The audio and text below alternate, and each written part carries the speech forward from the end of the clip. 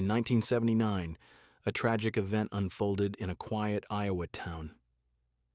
It was a cold December night, the kind of night where everything feels still. And then, silence. A car sat alone in the parking lot.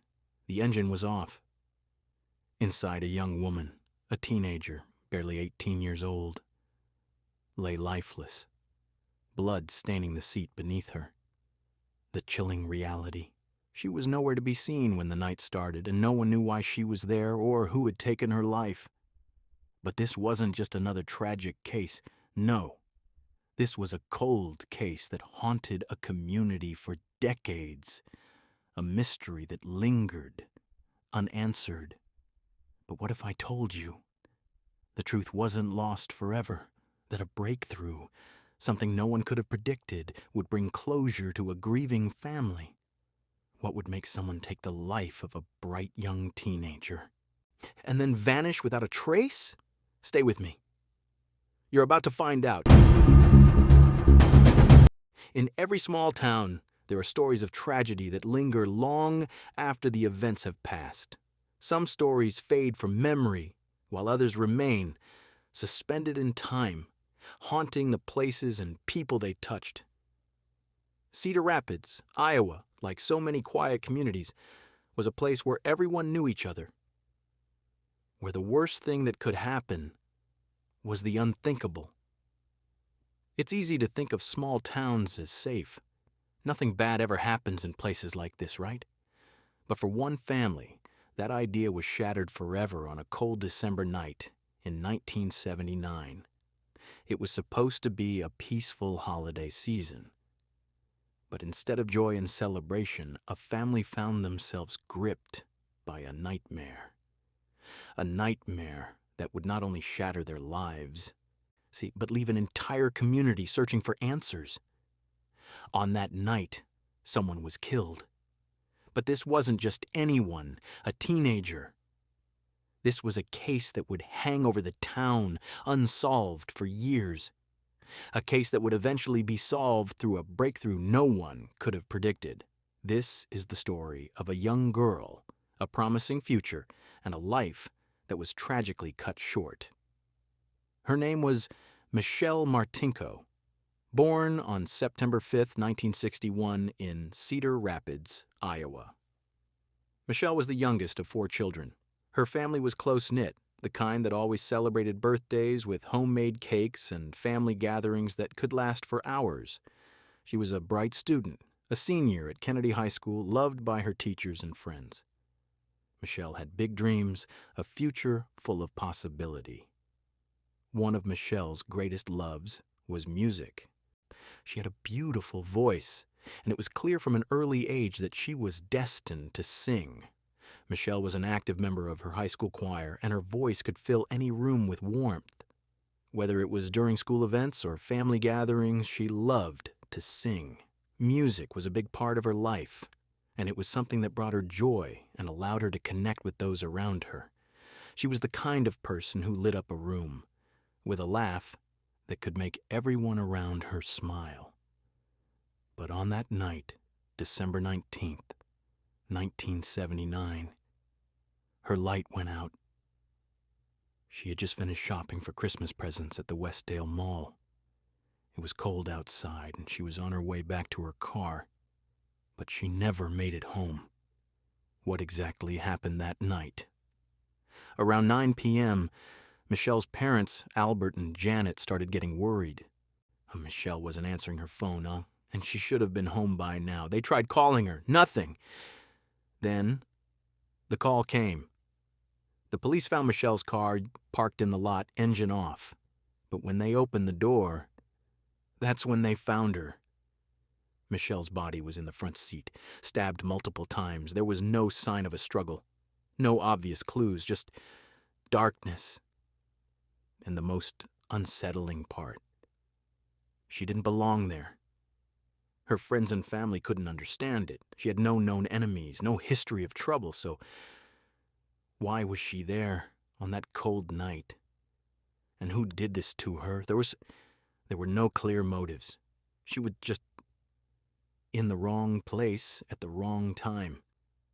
The police were on it immediately. They interviewed everyone in town. They looked at the mall security footage. But here's the thing. There were no leads. No, not one. They found nothing at the crime scene that pointed to a suspect. No fingerprints, no witnesses. The investigation hit a dead end. Quickly. And as months passed, the case grew cold. Michelle's family struggled. Every year they hoped for a breakthrough, but it never came. Her name became a cold case file, gathering dust in a drawer. But as the years went by, the town didn't forget Michelle. Her family didn't give up on finding answers. They clung to hope, even as the case grew colder. But what if I told you? The case wasn't really cold at all. In 2018, just 40 years after Michelle's death, a shocking discovery was about to change everything. Now, before I continue with the rest of this mind-blowing story, I want to ask you to hit that subscribe button. If you're enjoying this story so far, I've got plenty more true crime cases to share with you, and trust me, you don't want to miss what happened next. Also, what do you think happened to Michelle that night? Could the police have missed something? Drop your theories in the comments below. Let's discuss. Now, back to the mystery, the breakthrough, the shocking DNA discovery. In 2018, a breakthrough came from, of all places, a genealogy website. Police had previously collected DNA from the crime scene, but had nothing to match it with, until now. In 2018, forensic DNA technology had evolved significantly. Investigators took the DNA samples that had been collected from the crime scene in 1979. They submitted the DNA to a public DNA database, something known as genetic genealogy. This same technique has helped to solve a lot of similar cold cases. And guess what? A match. For the first time in 40 years, the police had a suspect. But here's the kicker. The DNA didn't match anyone in the immediate family. Instead, it matched a distant relative. This distant relative led them to a man named Jerry Lynn Burns. And guess what? Burns had been living in Cedar Rapids the entire time. He was even married, had kids, and had never been on anyone's radar. The question now was, how was Burns involved? Was this really the killer? The arrest and the shocking truth? When the news broke that DNA had solved the case, the reaction was a mix of shock and relief. For 40 years, the case had haunted the community, and now the unthinkable had happened. They had a name. But who was Jerry Lynn Burns? How could someone have lived so close to the crime scene for so long without raising suspicion? Burns had been living in Cedar Rapids all these years. He had a family, a job, and a quiet life. But his dark secret had remained hidden, buried under the weight of the past. As the investigation continued, the community felt a mix of disbelief and growing anger. How could the killer have lived so openly, so normally, all these years? Detectives brought Jerry Lynn Burns in for questioning. Did you murder someone that night, Jerry? Test the DNA. Jerry, Test the DNA. why did this happen? At first, he denied any involvement in Michelle's death, but here's where things get interesting. Burns wasn't just some random suspect. He had been in the area that night. He had been familiar with the route Michelle took, and most shockingly, his alibi was weak. In the end, after years of silence, Burns confessed, and he admitted to being at the mall that night and that he had followed Michelle to her car. He had seen her alone. And that's when the unthinkable happened. Burns stabbed Michelle in a brutal, unprovoked attack before fleeing the scene, leaving her to die in the cold. Jerry Burns was arrested in December 2018 and charged with first-degree murder. The arrest was a relief for Michelle's family, who had endured decades of waiting, hoping for justice. And there, 40 years later, justice was finally served. John Stonebreaker, Michelle Martinko's brother-in-law shared his thoughts on the resolution of the case in a powerful statement.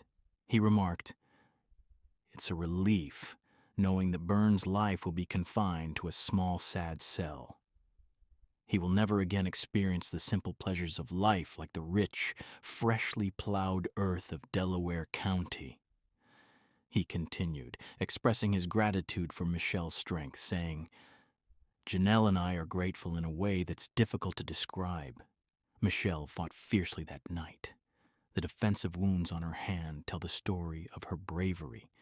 She fought so hard that she managed to deflect the killer's knife, causing him to stab himself, leaving the blood that ultimately led to his capture. In a very real sense, Michelle was her own most vital witness.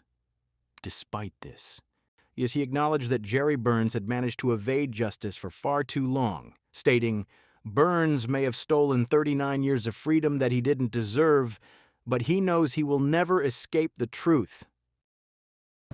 Jerry Burns was sentenced today after being convicted in February. He will have no chance of parole. The community, Michelle's family, they finally had answers, but those answers didn't come easy. For 40 years, Michelle's death haunted her family. For 40 years, they waited for the truth. And it was DNA, something that didn't even exist when Michelle was murdered, that solved it all. It's a reminder of how powerful modern technology can be and how long the road to justice can be. Now, before I go, I want to ask you one final thing. Do you think DNA evidence will continue to solve more cold cases like this? And if so, how do you feel about using genealogy websites to help solve these mysteries? Leave your thoughts in the comments below. And don't forget to like, share, and subscribe for more true crime stories just like this one.